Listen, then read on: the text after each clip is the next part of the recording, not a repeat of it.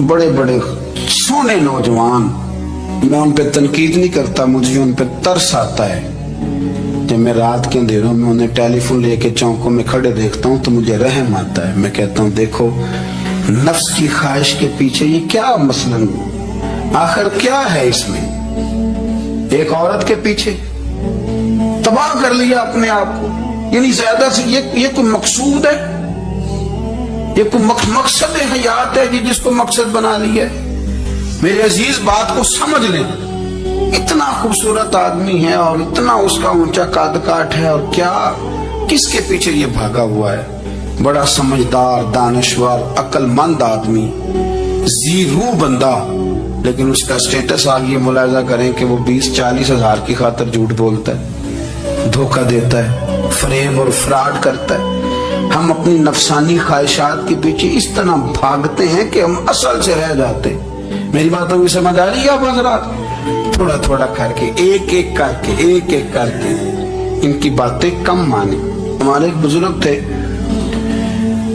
तो एक दिन ना मैं गया तो कहने लगे अल्हम्दुलिल्लाह आज मैं बड़े सुकून में हूँ। मैंने कहा जी वो क्या हुआ? कहने लगे मैं अपने आप को बड़ा पीर साहब समझने लग गया था।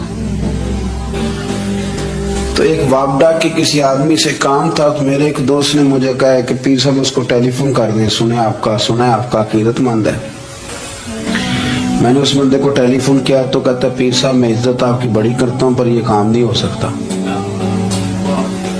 कहते जब उसने मुझे कहा ना तो कुछ भी नहीं, तो मुझे बड़ा मजा आया, वरना मेरा तो नफ्स फूल गया था। मैं तो समझता था कि जो मैं कहता हूँ वैसे ही हो जाता है। कहते उसने थोड़ा सा ना मुझे लेवल में किया है, मुझे मजा आया। ये लोग ना अपने ऊपर बोझ डालते थे, ये थोड़ा थोड़ा पीछे हटते थे, ये समझते थे कि इस तरह तो हमारी तकमील रह जाएगी। सुबह से शाम तक अगर इसी नफ्स की बातें मानते रहेंगे तो खराबी करेगा। दौलत का नशा है भाई, दौलत इकट्ठी करने वाला किसी जगह सैर नहीं होता। हुस्न का नशा है, हुस्न का नशा है। हज़रत अबू बकर शिबली रहमतुल्लाह अलैह फरमाया करते थे जो तेरी बेटी को खूबसूरत समझ के उसके साथ निकाह करने थे उसे बेटी ना देना। हजरत जी क्यों? फरमाया हुस्न तो थोड़े दिन के बाद खत्म हो जाएगा, फिर वो इसकी कदर नहीं करेगा, वो तो कहीं और मुंह मारता फिरेगा। हज़रत अबू बकर शिबली रहमतुल्लाह ताला अलैह की बेटी खूबसूरत थी। एक नौजवान कहने लगे मेरा निकाह कर दे। आप फरमाने लगे पुत्र तो 1 महीने के बाद आना कर दूंगा। बड़ी मोटी ताजी खूबसूरत साहिबजादी। तो हजरत ने उसे दवाई खिलाई, उसे पखाने लग गए। जो पखाना करती एक मटके में संभाल देते। थोड़ा वक्त गुजरा तो वो हड्डियों का पिंजर बन गई। महीने भर में दस्त इतने आए कि कमजोर हो गई। तो अबू बकर शिबली 1 महीने के बाद नौजवान को बुलाया, फरमाया इधर रात निकाह करूं। बच्चे दिखाई तो वो कमजोर बिस्तर पे पड़ी। फरमाया शादी कर? कहने लगा इससे नहीं मैंने करनी। फरमाया ये वही है? कहने लगा जी नहीं। फरमाया तू तो कहता था मुझे इश्क है, किधर गया तेरा इश्क?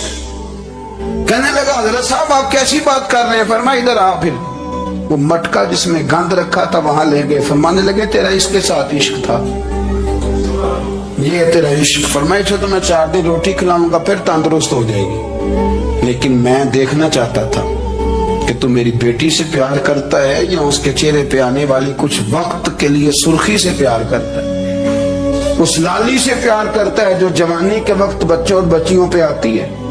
किस चीज के दिलदादा? यानी क्या मतलब? नफ्स की गुलामी, सरासर गुलामी। और पलट पलट के खाओ। बड़े बड़े सियाने बंदे छोटी सी ख्वाहिश के लिए, बड़ा समझदार आदमी, बड़ा सियाना बंदा।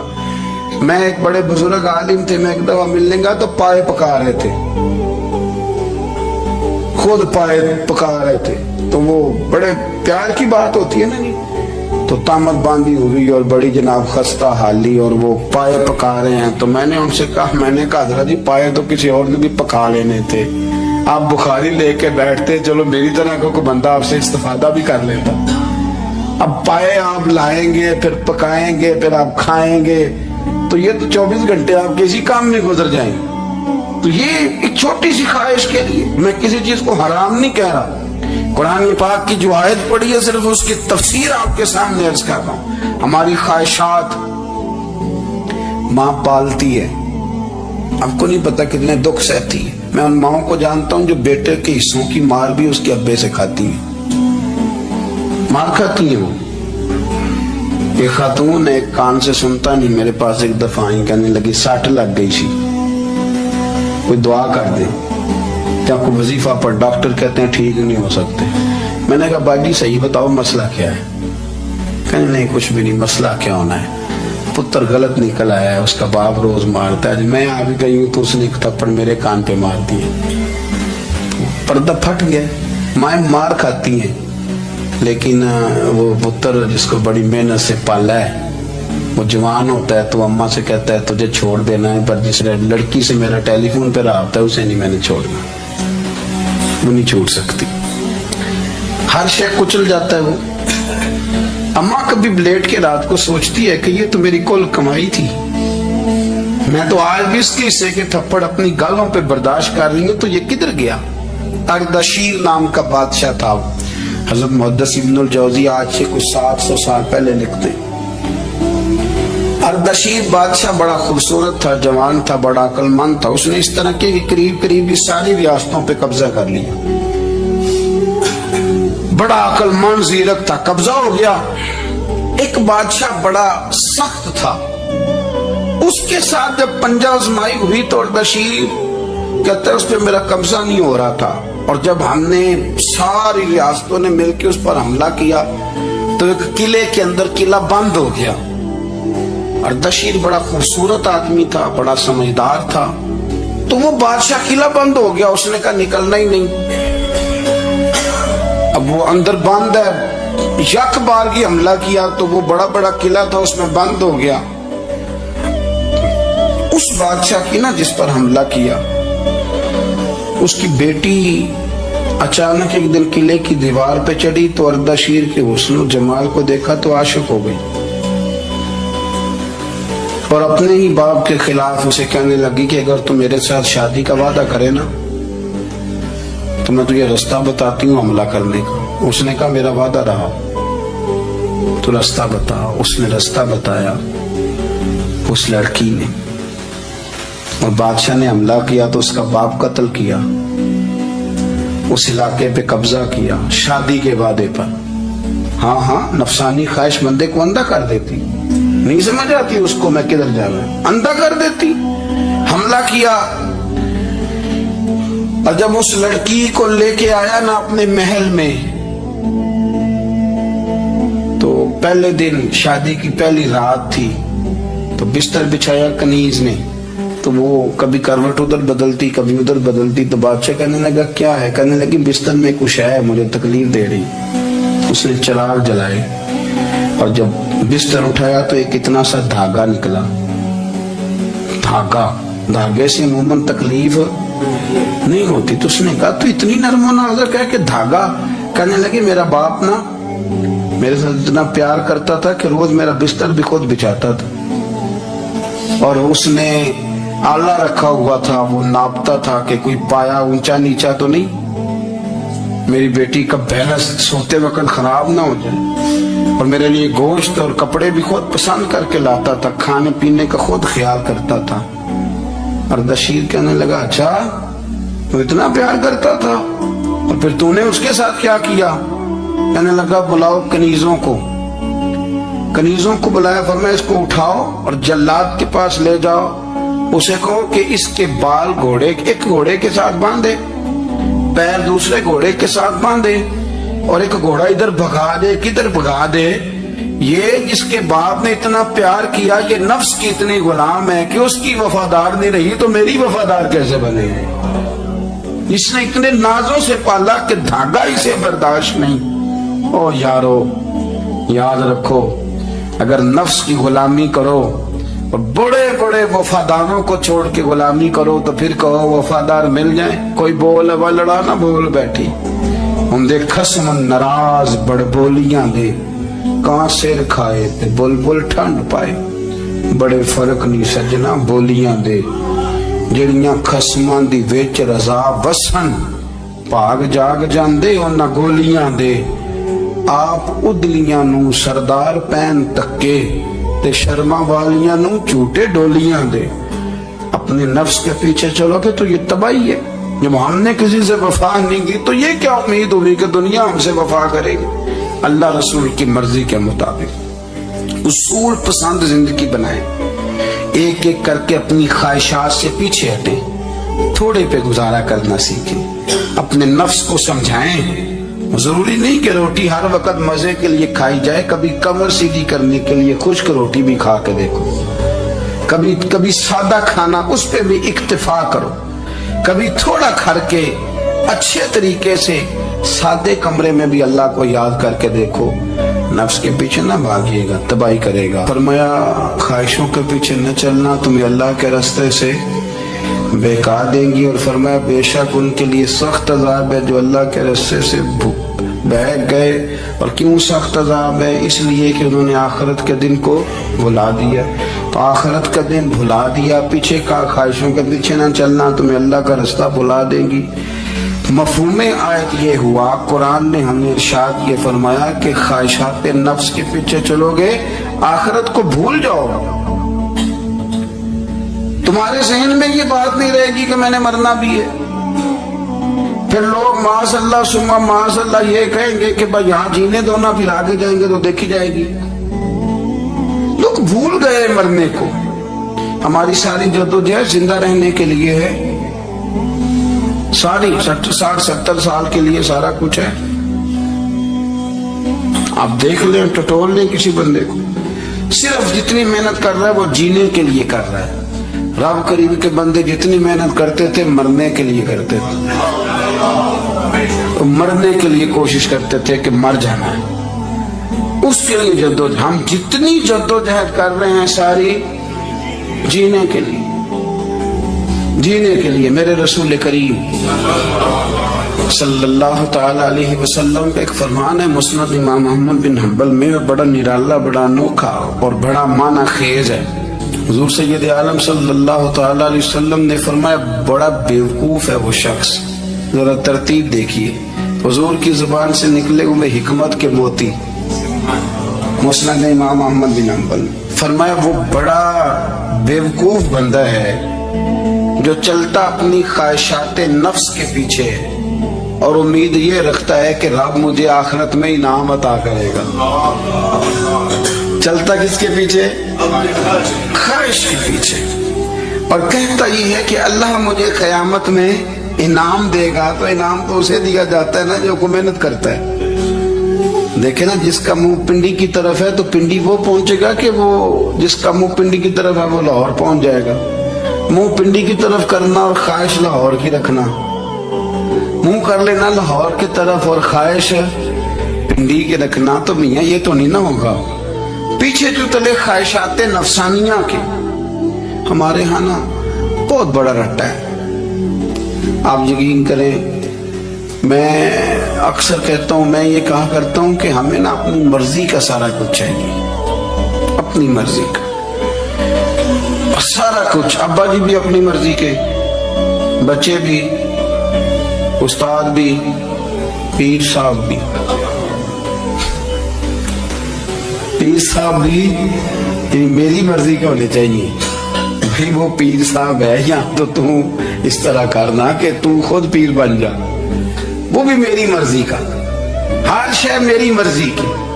بلکہ قرآن مجید کے 13ویں پارے میں تو رب فرماتا ہے لوگوں نے نفس کی خواہش کو خدا بنا لیا، نفس کی خواہش کو خدا بنا لیا، اس کے پیچھے بھاگتے ہیں۔ اپنی خواہشات تھوڑی تھوڑی کم کریں، زندگی میں تھوڑی کم کریں۔ پرانے کپڑوں پہ بھی ایک سیزن نکال کے دیکھیں۔ ایک وقت کا کھانا جو اپنا آپ کا من بڑا چاہ رہا ہے نا، تو ایک وقت کا کھانا صرف اللہ کی رضا کے لیے کسی غریب کو دے کے دے۔ میں ایسے سینکڑوں اور ہزاروں لوگوں کو جانتا ہوں جن سے میں پوچھوں نا گھی کس بھاؤ ہے تو انہیں کوئی نہیں پتا۔ میں نے 2-4 نہیں کہے، میں نے سینکڑوں اور ہزاروں کہے، میں جانتا ہوں ان کو نہیں پتا چنے کی دال کا ریٹ کیا ہے، نہیں پتا۔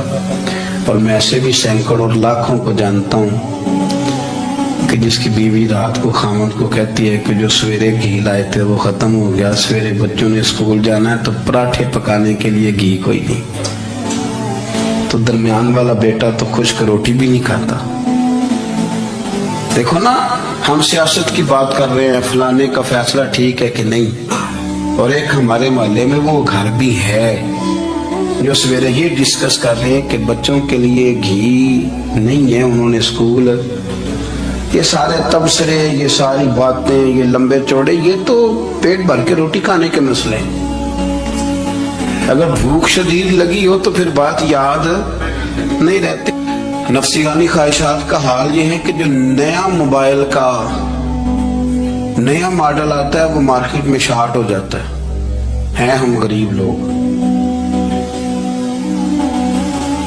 नया मॉडल जो आता है ना मोबाइल का, वो हमारे यहाँ मार्केटों में मिलता नया, यानी पुराना मिलेगा आपको, इस्तेमाल शुदा नया। ये वो गरीब मुल्क है जिसके अंदर थर में लोगों को पानी नहीं मिल रहा। और मेरे नफ्स की ख्वाहिश ये है कि कहीं मुझसे पहले, मैंने अपने कानों से सुनी है, बीवियां कपड़े खरीदती कपड़े की दुकानों पे, कहते चार्ट है तो डिजाइन बड़े लोग का पा लिया है, वो दे जो भी किसी ने, जो मैरिज हॉल ज्यादा महंगा बनता है ना उसमें रश ज्यादा है। सस्ते मैरिज हॉलों के अंदर रश, जाए जाके तजिया कर लें, मैं आपको नतीजा निकाल के दे रहा हूं। वो भाई किधर है वो गरीबी, किधर है वो गरीब लोग? वो तो पता नहीं बेचारे कहां सो गए, कोनों में लग गए, वो तो सांस भी नहीं लेते। हमारी ख्वाहिशातें नफसानियां इतनी बढ़ गई हैं, इतनी बढ़ गई है। दुनिया के अंदर जो गुनाह हो रहे हैं ये रोजी रोटी के लिए नहीं हो रहे, रोजी रोटी तो अल्लाह देता है।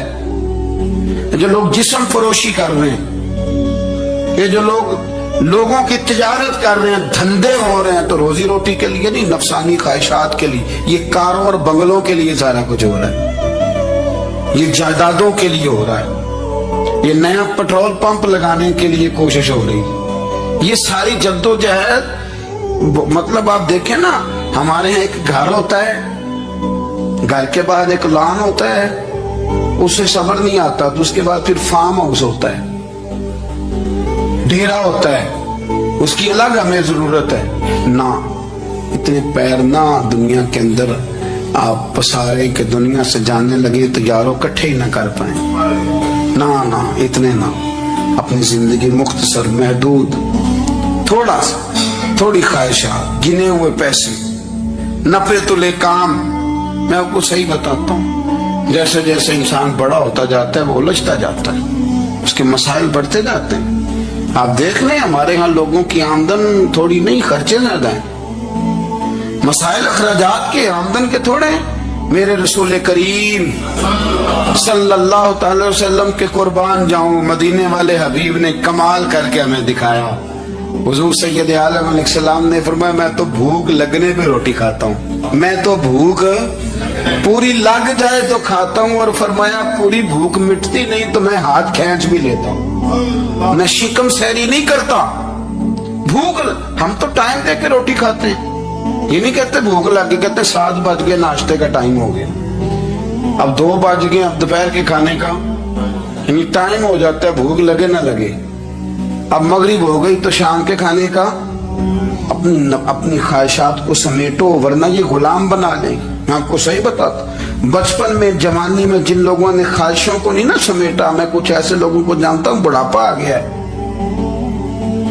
अब वो चाहते हैं कि हम वो गलती छोड़ दें, पर वो रच बस गई है। उनके बच्चे उन्हें कहते हैं बस कर, लोग शिकायतें करते हैं, लेकिन चूंकि जवानी में कंट्रोल नहीं किया तो बुढ़ापे में कैसे होगा। हमारी ख्वाहिशात हमारे लिए मुसीबत बन गई हैं।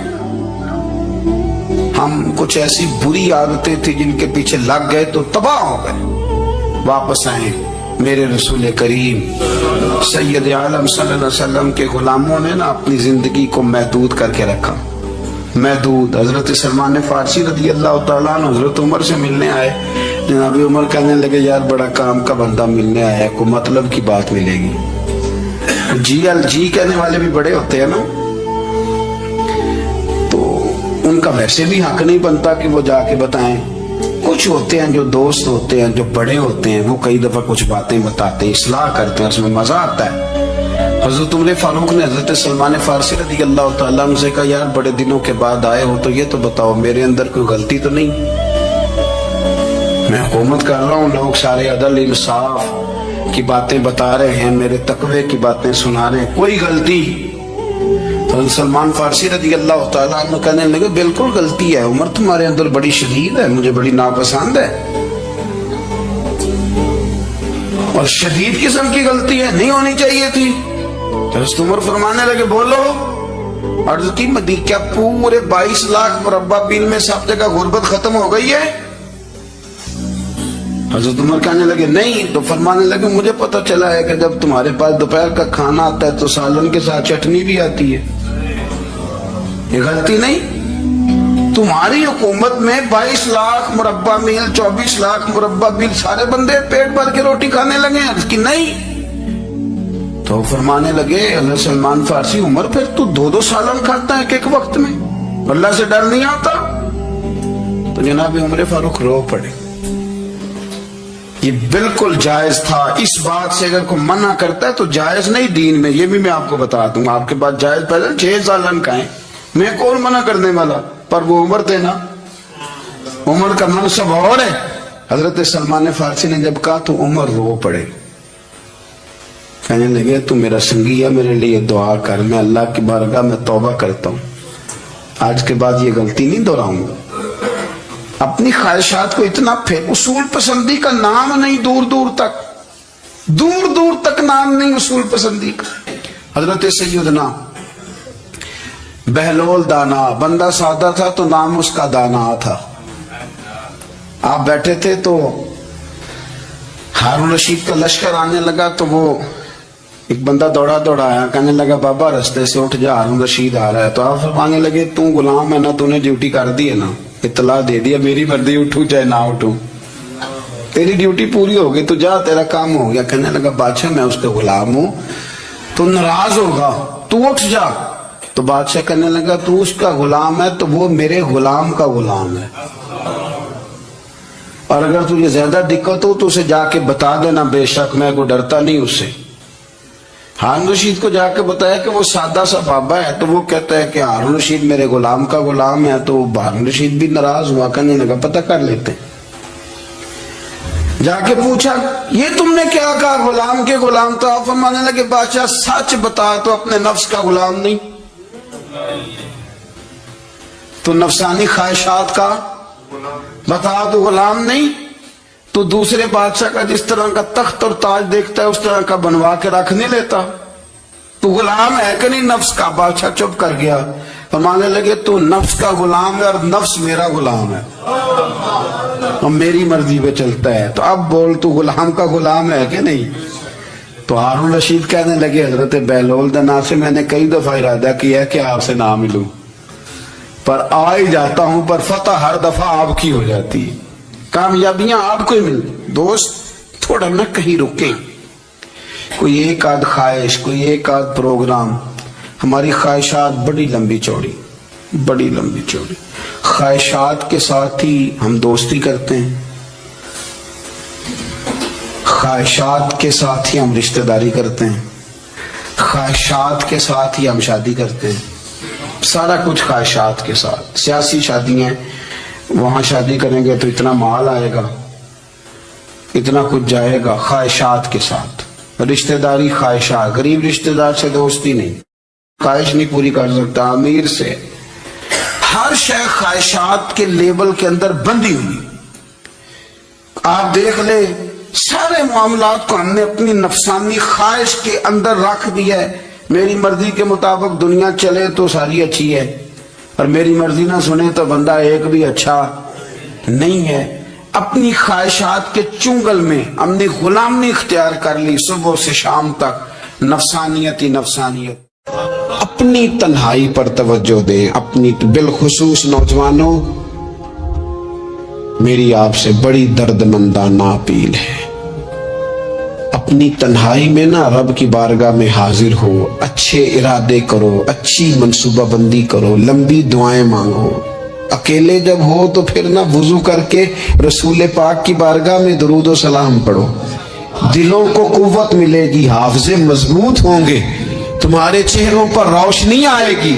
اپنی زندگی میں کوشش کریں کہ ایسے اعمال کیے جائیں، ایسے کاموں کو کیا جائے جن سے نہ وہ قبول کر لے. کچھ چیزیں وہ قبول کر لیتا ہے. اچھی نیت میں لپیٹ کر عمل کیا جائے تو قبول ہے، اور عمل کر کے نا پھر اس سے ڈرا جائے تو پھر قبول ہے. پھر خوف کیا جائے کہ چونکہ بارگاہ بڑی ہے تو پھر قبول ہے. حضرت سعدی رحمت اللہ نے لکھا ہے کہ ایک درویش کہتا ہے کہ میں نے دیکھا کہ کعبے کا میں طواف کرنے گیا تو رات کے وقت ایک شخص پتھر پہ سر رکھ کے روتا ہے اور کہتا ہے مالک مہربانی کرنا، میں نے 40 سال تیری ڈیوٹی کی ہے، میری کو 2-4 دن کی قبول کر لینا. میں نے 40 سال تیری نوکری کی، قبول فرما لینا، قیامت میں رسوا نہ کرنا. وہ شخص کہتے، بزرگ کہتے میں سمجھا کوئی بڑا گناہگار ہے تو میں جا کے اسے تسلی دیتا ہوں. میں کہتا ہوں کوئی نہیں فکر نہ کر، اللہ بڑا کریم ہے، کوئی بڑا گناہگار ہے رو رہا ہے. کہتے ہیں جب میں قریب گیا اور میرے قدموں کی آہٹ اس بزرگ کے کانوں تک گئی اور انہوں نے سر اٹھایا تو میں تو تڑپ گیا. یہ تو بغداد کے پیر غوث اعظم جیلانی ہے. اب دیکھو نا، راتی ساری کر زاری نیند اکھاں کی توندے تے فجرے اوہی گناہگار کہاون سب تو نیویں ہوندے.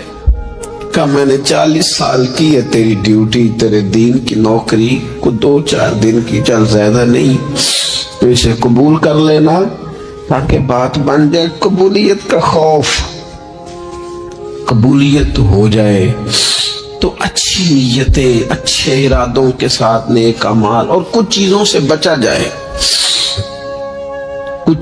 بچا جائے تاکہ نیکیاں ضائع نہ ہو جائیں، بچا جائے. ایک تو اگر زبان بے قابو ہو نا، لفظ اگر آوارہ ہو، جملے اپنی مرضی کے نکلیں تو پھر نیکیاں ضائع ہو جاتی. اگر بہت بولنے کی عادت ہو اور جو مرضی کہہ دینے کی عادت ہو اور اپنے غصے پر کنٹرول کا مزاج نہ ہو تو پھر نیکیاں برباد ہو جاتی. کچھ لوگ ایسے ہوتے ہیں جو بڑے بہترین کام والے ہوتے ہیں لیکن ان کی زبان سے ڈر آتا ہے، ان کے جملوں سے خوف آتا ہے، ان سے محبت کا رشتہ ہوتا ہے، تعلق ہوتا ہے، لیکن ان کے ساتھ گزارا نہیں ہوتا، اس لیے کہ وہ نیک بھی ہیں، نمازی بھی ہیں، حاجی بھی ہیں، پرہیزگار بھی ہیں، لیکن زبان سے تیر برساتے ہیں. ان کے جملے نہیں ہوتے، ان کے نشتر ہوتے ہیں جو دلوں کو گھائل کرتے. ایسا آدمی اپنی نیکیاں ضائع کر بیٹھتا ہے. بڑے بڑے جملے بولنا مسلم شریف میں موجود ہے. نبی اکرم صلی اللہ تعالی علیہ وسلم نے فرمایا، ایک شخص نے قسم اٹھا کے کہا تھا اللہ فلانے کو معاف نہیں کرے گا. تو فرماتے ہیں رب کریم نے فرمایا یہ کون ہے جو میرے اوپر قسمیں اٹھاتا ہے، اسے جا کے کہہ دو. وہ بظاہر جسے گناہگار سمجھ کے تو نے کہا تھا نا اللہ اسے معاف نہیں کرے گا، جا اسے کہہ دو میں نے اسے معاف کر دیا. اور یہ جو تو حاجی نمازی نیک پرہیزگار بنا پھرتا تھا اور قسمیں اٹھاتا تھا رب فلانے کو معاف نہیں کرے گا، اسے کہو تیرے سارے عمل برباد کر دیے، نئے سرے سے عمل کرنا شروع کر، تیری ساری پچھلی نیکیاں ضائع کر دی. تو کون ہوتا ہے قسمیں اٹھا کے کہنے والا، زبان کو کنٹرول نہ رکھنے والا میرے بندوں کے بارے میں؟ اور ٹھیک ہے آپ داڑھی والے ہیں، ٹھیک ہے آپ پگڑی والے ہیں، ٹھیک ہے آپ مسواک کرتے ہیں، ٹھیک ہے آپ نماز پڑھتے ہیں، لیکن علم پڑھے دا مان نہ کریے مت آکھی میں پڑھیا. او تے جبار کہار کہاوے متے روڑ دیوی دودھ کڑیا. آپ نیک ہے تو اس کا مطلب ہے آپ کو جس کو مرضی گناہگاری کا آپ سرٹیفکیٹ جاری کرتے پھریں گے؟ آپ نمازی ہیں تو آپ باہر نکل کے جنت کی ٹکٹیں بانٹیں گے؟ آپ سخی ہیں تو آپ کہتے پھریں گے فلانا دیتا کچھ نہیں، فلانا بانٹتا کچھ نہیں؟ کس نے اختیار دیا؟ اللہ کے بندوں پر جرت کا اختیار کس نے دیا؟ وہ جی فلانا اگر بخشا گیا تو میں بھی بخشا جاؤں گا، یہ بات کرنے کی اجازت کس نے دی؟ فلاں قوم اگر جنت میں چلی گئی تو پھر ہم نہیں روکے جائیں گے؟ اتنی بڑی جرت، اتنی بڑی بات! تو کون ہوتا ہے رب کی جنت اور کے بارے میں فیصلے کرنے والا؟ ایک ذات ہے جو کسی کے لیے جنت کا فیصلہ کرتی ہے اور کسی کو دوزخ کی سزا سناتی ہے، وہ مدینے والے رسول کی ذات ہے۔ باقی کسی کو یہ حق حاصل نہیں ہے کہ وہ کسی کے بارے میں یہ فیصلہ کرے کہ اللہ اسے معاف نہیں کرے گا۔ تو کون ہوتا ہے؟ تیری حیثیت کیا ہے؟ وہ پیر ہو، وہ مولوی ہو، وہ مفتی ہو، وہ کوئی بھی ہو، رب سب پر کرم فرمانے والا ہے۔ کسی کو اجازت نہیں کسی کے بارے میں یہ ڈگری جاری کرنے کی، کسی کو اجازت نہیں۔ لہذا یہ کمزور باتیں کرنا، یہ کچی باتیں کرنا اور جناب نیکی کر کے تو پھر بڑے بڑے بول بولنا کس نے اجازت دی؟ میں منبر پہ بیٹھا ہوں اور مجھے سالوں بیت گئے تبلیغ کا کام کرتے، میں ایسے لوگوں کو جانتا ہوں جن کا بالکل نام نہیں آتا لیکن انہوں نے اپنی زندگی میں کروڑوں روپے راہ خدا میں خرچ کیے، ان کا کہیں ذکر نہیں، کہیں انہوں نے تذکرہ نہیں کیا، لیکن وہ ہر روز رات کو اٹھ کے تہجد پڑھتے۔ انہوں نے کبھی کسی کو نہیں بتایا، لیکن جب وہ اپنی تسبیح نکالتے ہیں تو انہیں توفیق دیتا ہے کائنات کا مالک کہ پڑھ میرے رسول پہ درود پاک، اور وہ لاکھوں کی تعداد میں پڑھ گزرتے، انہیں توفیق دی ہے رب نے، لیکن انہیں اپنی زبان سے یہ باتیں کبھی بیان نہیں کی۔ میں جانتا ہوں ایسے لوگوں کو میرے عزیزوں، اپنی زندگی میں بڑا بول نہیں۔ ایک بڑی نیک خاتون ہے، پاک باز ہے، حضور علیہ السلام کی بارگاہ میں حاضر ہیں، تو انہوں نے صرف اتنا لفظ کہہ دیا کہ یہ فلانی بی بی کا قد چھوٹا ہے، حالانکہ یہ کوئی بڑی بات نہیں، لوگ کہہ دیتے ہیں۔ اور ہمارے ہاں تو جب کوئی تنقید کرنے پہ آتا ہے تو جو من میں آتا ہے کہہ دیتا ہے، یہ جی اس بی بی کا قد چھوٹا ہے، اتنے لفظ کہہ دیے۔ تو نبی اکرم صلی اللہ تعالی علیہ وسلم نے فرمایا یہ جو تم نے بات کی ہے نا، اگر تمہارے یہ جملے میں میٹھے پانی والے سمندر میں ڈال دوں تو وہ سمندر کڑوا ہو جائے گا۔ تم نے کسی پر تنقید کی، کسی کے قد پر اعتراض کیا،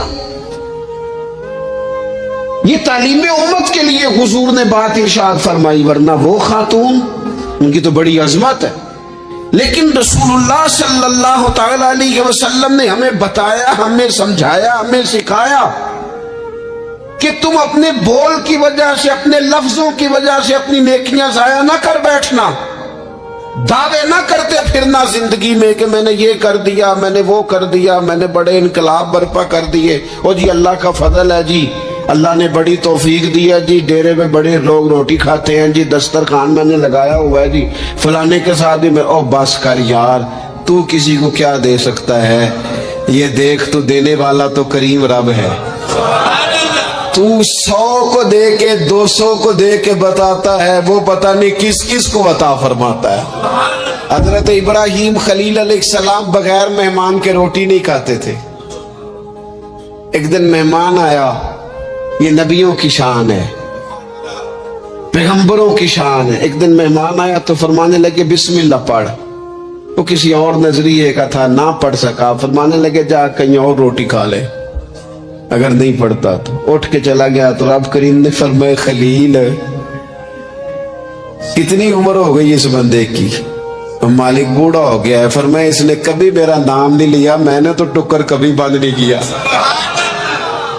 میں نے تو نہیں کبھی بند کیا، میں تو دیتا ہوں، عطا کرتا ہوں۔ یہاں لوگ کہتے ہیں جا تیری تنخواہ کاٹی گئی، یہاں لوگ کہتے ہیں جا تیرے اتنے دن کے فلاں معاملات ختم ہو گئے، جا نکل ادھر سے، میں دیکھتا ہوں کون تجھے روٹی پہ رکھتا ہوں، بس کر، واللہ خیر الرازقین، رزق دینے والا اور بہتر دینے والا میرا رب کریم ہے۔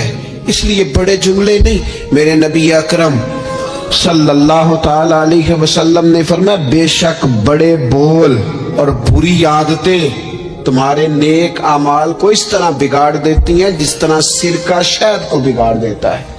لہذا میرے دوستو، عمل کرنا ہے پر اسے چھپانا ہے، کیونکہ جس چیز کو بندہ چھپاتا ہے نا اسے قیمتی سمجھتا ہے۔ میرا دل کرتا ہے میں یہ بات روز کروں، مجھے پیاری بڑی لگتی ہے، روز کروں یہ بات۔ پاک رسول کی پاک اولاد، عزت والے نبی کا عزت والا گھرانہ، امام زین العابدین، اتنے اتنے موٹے موٹے پشت پر نشان تھے، موٹے موٹے۔ غسل دیا جا رہا تھا تو ساری کمر موٹے موٹے داغ۔ آج کل پیر کا چہرہ بھی نورانی ہونا بڑا ضروری ہے نا، نورانی ہونا۔ او حضرت بلال بھی بڑے ہی پیر ہیں، اگرچہ حبشی النسل ہیں پر بڑے پیر ہیں۔ لہذا یہ کچھ چیزیں ایسی ہیں جو لوگوں نے اپنی مرضی سے طے کر لی ہیں۔ اس میں شک نہیں کہ حضور نے فرمایا ہے کہ جسے دیکھ کے رب یاد آئے وہ اللہ کا ولی ہے، لیکن صرف گورے رنگ دیکھ کے رب یاد نہیں آتا، رنگ سانولا بھی ہو پر رب کے انوار برس رہے ہوں تو رب یاد آ ہی جاتا ہے۔ اور میرے دوست، یہ ذرا بات کو سمجھنا اور اسے یاد رکھنا، اتنے اتنے موٹے پشت پر نشان، غسل دیا جا رہا ہے۔ لوگوں نے بیٹے سے پوچھا یہ حضرت صاحب کو کیا ہے؟ تو والد وہاں آرام فرما ہے جہاں غسل دیا جا رہا ہے۔ تو امام باقر رو پڑے، کہنے لگے میرے ابا جی نا اپنی پشت پر تھیلے رکھ کے نا اناج کے، کس کی بات کر رہا ہوں؟ حسین ابن علی کے بیٹے کی، کربلا میں بچنے والے میرے امام کے ایک صاحبزادے پشت پر بوریاں رکھ کے غریبوں کے گھروں میں پہنچا کے آتے۔ وہ صاحبزادہ صاحب آپ کہاں ہوتے تھے؟ فرماتے میں کہتا تھا میں نہ دے آؤں، فرماتے تھے نہیں، اگر تو دے جائے گا اس غریب کا مجھے نام بھی بتانا پڑے گا جس کو میں لنگر دیتا ہوں۔ یہ میرا اور میرے رب کا راز ہے، میں اس ماڑے بندے کو رسوا کر دوں جس کی صرف بیٹیاں ہی بیٹیاں، اسے رسوا کر دوں جو بیچارہ۔ فرمایا وہ مجھے بتاتے نہیں تھے، بڑھاپے تک پشت پر بوجھ رکھ کے انہوں نے نبی پاک کی امت کے گھروں تک پہنچایا ہے۔ میرے اسا فرمایا کرتے تھے کسی کی بیٹی کی شادی کرانی ہے پھر خود نہیں شادی پہ جانا۔ حضور کیوں؟ فرمانے لگے بچی کا باپ تو موسم کے پیچھے ہی بھاگتا رہے گا، خود نہ جانا، بس ٹھیک ہے پیچھے پیچھے رہنا، سامنے نہ آنا، پیچھے۔ میرے دوست کبھی بھی کوئی بڑا بول نہیں، اس سے نیکیاں۔ اور پھر ایک اور بات، دل اگر صاف نہ ہو تو بھی مالک نیکیاں قبول نہیں کرتا۔ پاک ہومے تے پاک ہی ملدا ہی تے بنا پاکوں پاک نہیں ملدا۔ اے سارے وجود دے تون دے نالوں اکو تولا ہے ٹکڑا دل دا۔ یہ جو پاکیزگی ہے نا دل کی، یہ نہ ہو تب بھی نیک اعمال اس کی بارگاہ میں قبول نہیں ہوتے۔ نیک اعمال کی قبولیت کے لیے دل کا صاف ہونا، کشادہ ہونا، کھلا ہونا یہ بھی ضروری ہے۔ دل میں بوجھ ہو، عداوت ہو، حسد ہو، لوگوں کے لیے کینہ بھرا ہوا ہو اور اعمال قبول ہو جائیں نہ، اس کریم کے کچھ فیصلے ہیں، وہ اعمال کی قبولیت کے آداب بتاتا ہے۔ وہ کہتا ہے میری مرضی سے کرو گے تو میں قبول کروں گا۔ حدیث پاک آپ کو صحیح مسلم میں ملے گی۔ نبی پاک صلی اللہ تعالی علیہ وسلم فرماتے سوموار اور جمعرات والے دن لوگوں کے اعمال اللہ کی بارگاہ میں پیش کیے جاتے۔ دو مسلمانوں کے دو بھائیوں کے اعمال رب کی بارگاہ میں پیش کیے جاتے ہیں۔ اعمال ہیں، نیک اعمال ہے، نیکی ہے، نماز ہے، روزہ ہے، حج ہے، زکوٰۃ ہے، صدقات ہے۔ وہ نیک اعمال اللہ کی بارگاہ میں جمعرات اور پیر کو پیش کیے جاتے ہیں. رب کریم فرماتے ٹھہر جو ذرا ان کے اعمال کو روک دو. یا اللہ کیوں؟ فرمائے اس لیے کہ ان کے آپس میں نا دلوں میں نفرت ہے، گھٹن ہے، عداوت ہے. ان کو ذرا مہلت دو، یہ پہلے صلح کر لیں پھر ان کے اعمال بھی قبول کر لیں گے. کہ نہ عداوتیں پالی ہوئی ہیں، اپنے دلوں کے اندر گھٹن پیدا کی ہوئی. اختلاف کہاں نہیں ہوتا، لیکن نفرتیں پیدا کر لینا. کیا جرم کیا ہے بھائی نے؟ کون سا کفر کر بیٹھے ہیں رشتہ دار؟ کون سی ایسی بات نکل گئی ہے جو زندگی کے ناطے توڑ کے بیٹھ گئے ہم؟ رب کہتا ہے نہیں قبول ہوں گے ابھی اس کے اعمال. روک دو جب تک یہ آپس میں صلح نہ کر لے. مسجد میں بھی پابندی سے آؤ، فجر کی جماعت بھی نہیں چھوٹنی چاہیے. جمعے والے دن بھی وقت پہ آؤ، لیکن اگر قبولیت کرانی ہے تو 20 منٹ نکال کے نا اس رشتہ دار کے گھر بھی چلے جاؤ جس سے ناراضگی چل رہی ہے. تھوڑا سا نا ادھر بھی ایک چکر لگاؤ، اس لیے کہ وہ کہتے ہیں قبول ہی تب کرنا ہے.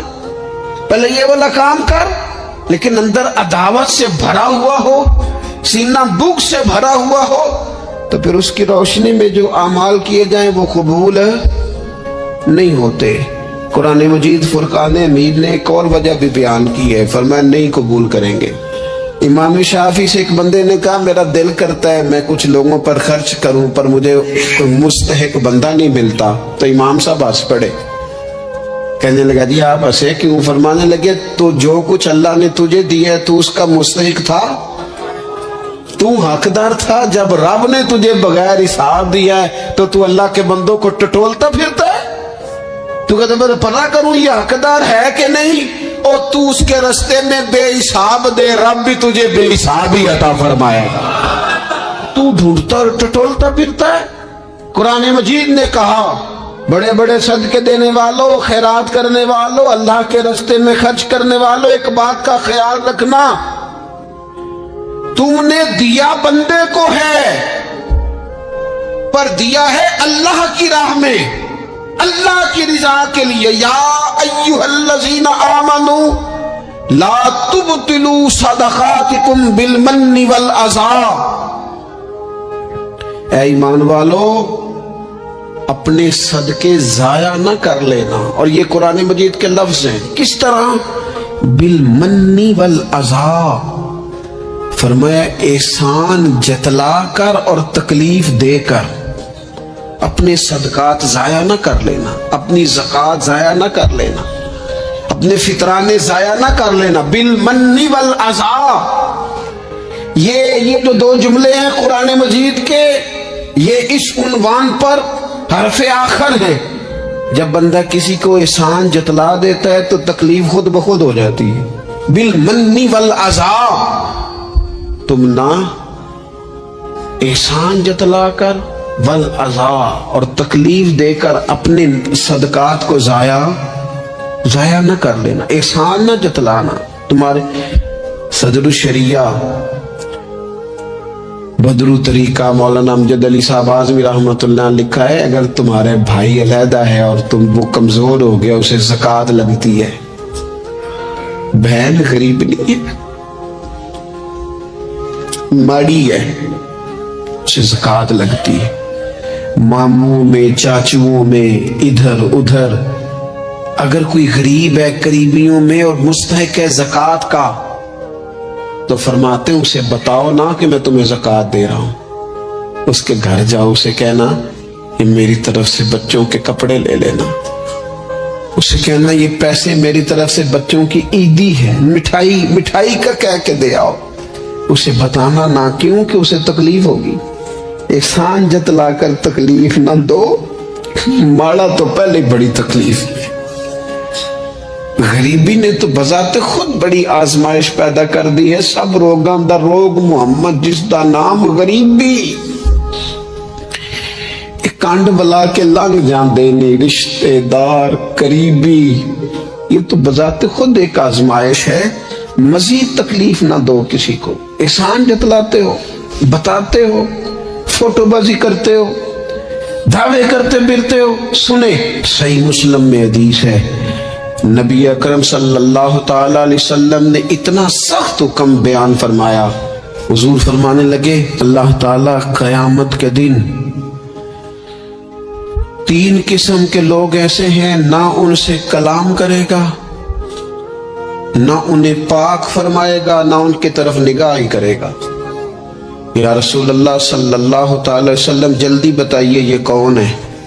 تو حضور فرمانے لگے ایک وہ شخص جو تکبر کے طور پر، دل میں تکبر ہو، تکبر کے طور پر اپنی تہمت کو یا اپنی شلوار کو ٹخنوں سے نیچے لٹکائے کہ پتہ چلے میرے پاس بڑا کپڑا ہے، تکبر کے طور پر. دوسرا حضور علیہ الصلوۃ والسلام نے فرمایا جھوٹی قسمیں کھانے والا بندہ.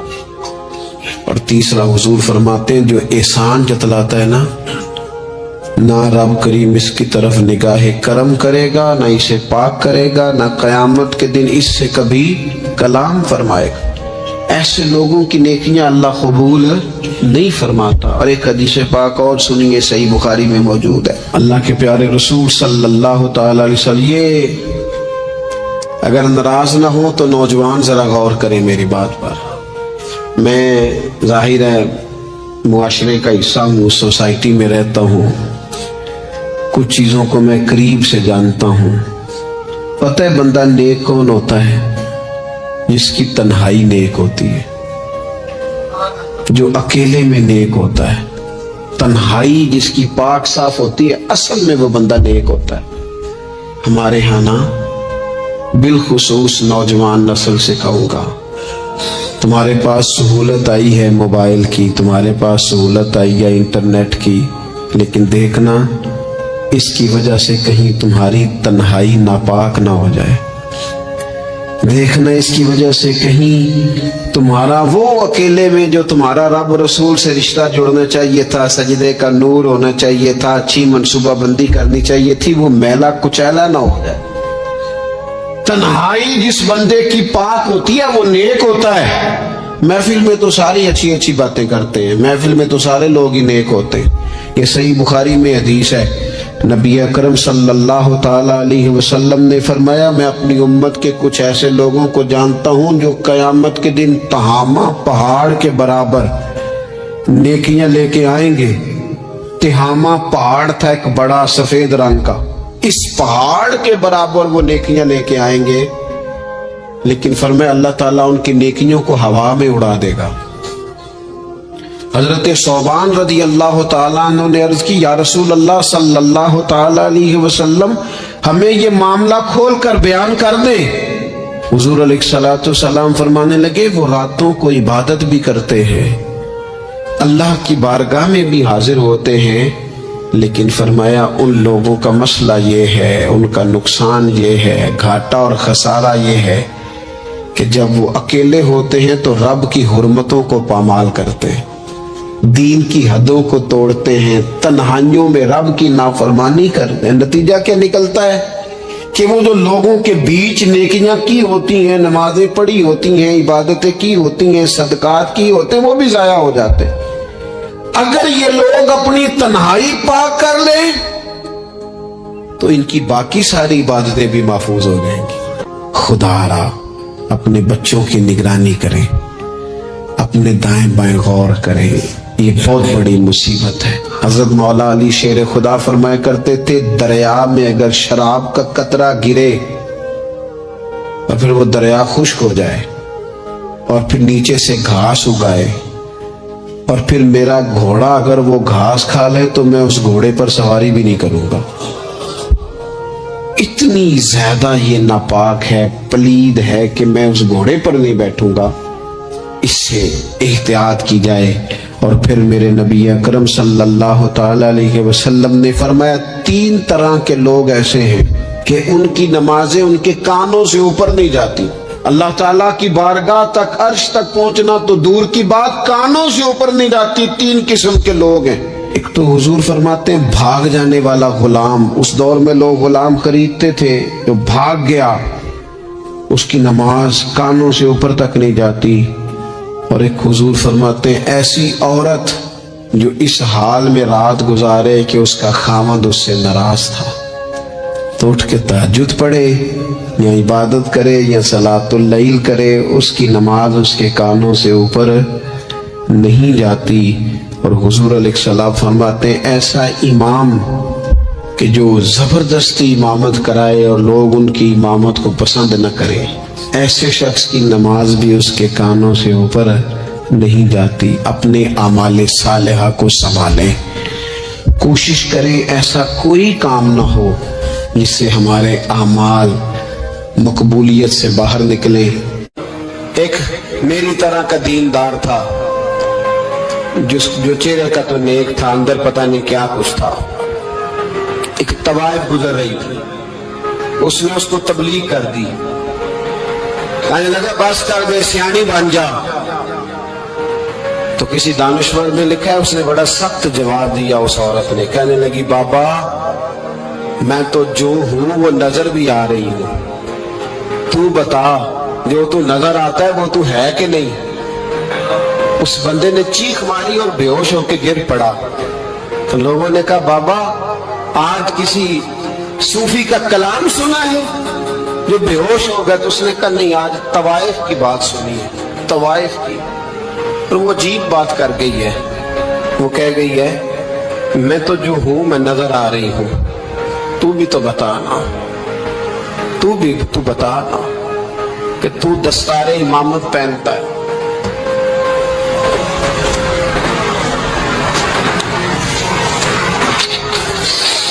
तू बता, तू जो कहलाता है तू वो है कि नहीं। ये वकाल अल इंसान माला, ये राज क़यामत में खुलेगा। हम जो कुछ बता रहे हैं ना अपनी जुबानों से, हमें अपने गुनाहों का एहसास होना चाहिए।